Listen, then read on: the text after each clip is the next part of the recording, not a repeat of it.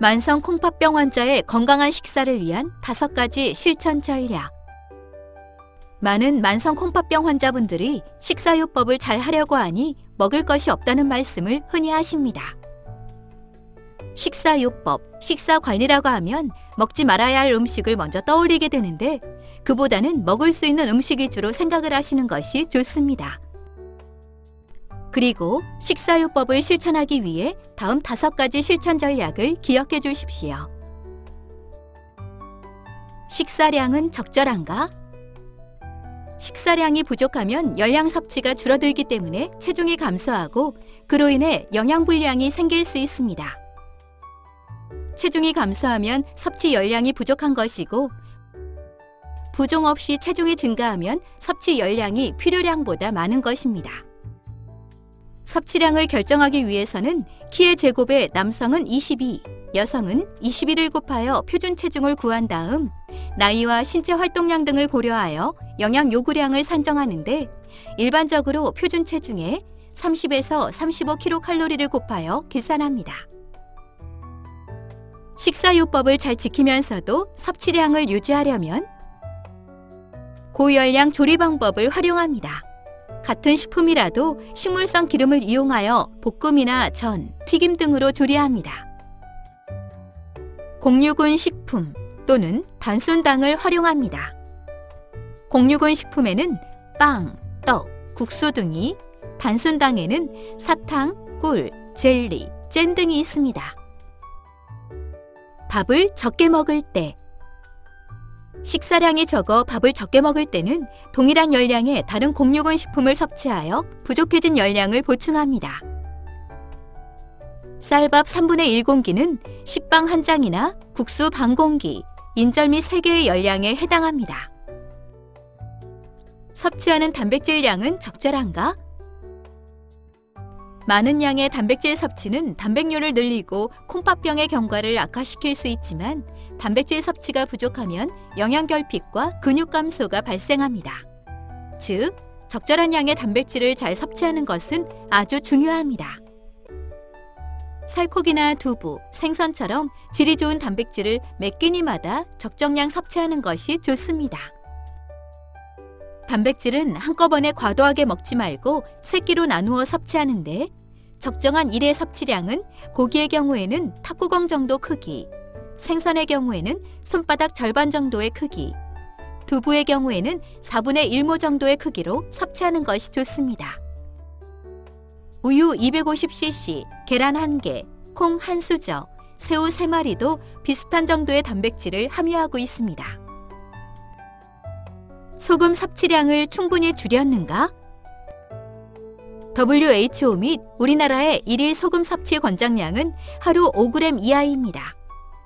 하지만 음식 재료 자체에 1에서 2g 정도의 소금이 포함되어 있는 점을 고려하면 실제 추가적으로 섭취할 수 있는 소금의 양은 하루 총 3g 내외, 다시 말해 한 끼에 1g 내외라고 할 수 있습니다. 한국인의 주된 소금 섭취원은 국, 찌개, 면류와 반찬 등의 부식류, 김치류 등입니다. 그래서 일반 식사에서 국이나 김치만 변경해도 소금 섭취량을 50% 이상 줄일 수 있습니다. 소금을 적게 먹으려면 나트륨이 적은 식품을 선택하고 소금 대신 천연 향신료를 사용하며 국물은 먹지 않고 건더기 위주로 드시며 짠 반찬은 피하고 저염김치를 먹는 것이 좋습니다. 나트륨이 적은 식품 고르기. 자연식품에 비해 가공식품에는 많은 양의 나트륨이 포함되어 있습니다. 그러므로 장을 볼 때부터 가공식품의 선택을 줄이고 영양성분을 확인하는 것이 좋습니다. 소금 대신 천연 향신료 사용하기. 소금의 짠맛 대신 다양한 향과 맛과 색을 가진 천연 향신료를 사용하시면 맛있는 저염식을 만들 수 있습니다. 국물 대신 건더기 위주로 먹기. 염도 0.7%의 국 200cc를 먹으면 1.4g의 소금을 섭취하게 됩니다. 그러므로 국이나 찌개는 가급적 먹지 마시고 국을 드실 때에는 국물보다는 건더기 위주로 먹는 것이 좋습니다. 국을 대신하여 누룽지 국물을 드시는 방법도 있습니다. 짠 반찬 피하고 저염김치 먹기. 젓갈이나 장아찌, 염장식품 등에는 다량의 소금이 포함되어 있으므로 먹지 않는 것이 좋습니다. 염도 2%짜리 김치를 50g 섭취하면 1g의 소금을 먹게 되므로 일반 김치 대신 저염김치를 드십시오. 칼륨 및 인이 많이 함유된 식품을 조절하는가? 칼륨이 많이 함유된 식품에는 채소와 과일이 있으며 인이 많이 함유된 식품에는 단백질 식품과 유제품, 견과류 등이 있습니다. 칼륨 섭취 조절. 칼륨 섭취를 조절하기 위해서는 채소는 하루 6접시 미만, 과일은 하루 1에서 2회 미만으로 줄이고 칼륨의 함량이 적은 채소와 과일을 선택하는 것이 좋습니다. 칼륨은 조리 방법에 따라 20에서 30% 정도로 함량을 줄일 수 있는데 가능한 잘게 썬 다음 재료의 10배 정도의 물에 2시간 이상 담그기. 데친 후 여러 번 물에 헹궈서 조리하기. 껍질을 벗기고 섭취하며 줄기보다 잎 부위를 이용하기.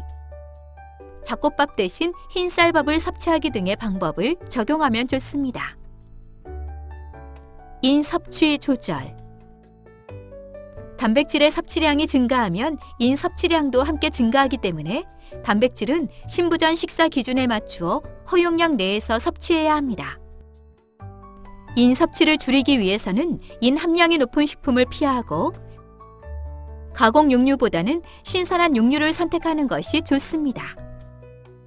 그리고 곰국이나 사골국 등 육류나 뼈를 오래 끓인 국물에는 인이 포함되어 있기 때문에 이러한 음식을 드시지 않는 것이 좋습니다. 칼륨, 인 섭취 조절 항상 필요할까요? 한 가지 중요한 사실은 칼륨과 인 섭취 권장량은 콩팥 기능에 따라 다르다는 사실입니다. 콩팥 기능의 감소가 심하지 않을 경우에는 칼륨과 인을 편안하게 섭취할 수 있습니다. 도움이 되지 않는 식사 제한으로 고통을 받을 필요가 없기 때문에 먼저 칼륨과 인의 제한이 필요한지 담당 의사와 상의하십시오. 식사 준비와 외식은 어떻게 해야 하는가? 장을 보거나 식사 준비를 할 때, 외식을 할 때에는 다음 사항을 기억하십시오. 장을 볼 때, 가공식품보다 신선한 재료를 구입하시고 섭취 주의 식품은 구입하지 않습니다. 식사를 준비할 때, 먼저 단백질 섭취량과 사용할 염분량을 확인하십시오. 요리를 할 때에는 칼륨을 줄이는 조리 방법과 고열량 조리 방법을 사용합니다. 외식을 할 때, 염분 함량이 많은 찌개류는 먹지 않습니다. 국물은 소량만 먹고 건더기 위주로 먹습니다. 면류는 고기를 넣고 오래 끓인 것보다 육류를 따로 조리한 것이 좋으며 국물은 먹지 않습니다.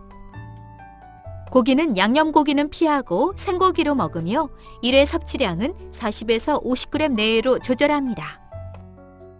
돈가스 등은 소스류를 직접 뿌리지 않고 소량씩 찍어서 섭취합니다. 비빔밥을 먹을 때에는 고추장과 시금치를 빼고 먹습니다. 초밥을 먹을 때 간장은 조금만 찍으시고 회는 단백질 섭취량 내에서만 드십시오. 가급적 패스트푸드는 드시지 마시고 뷔페 음식은 피하십시오.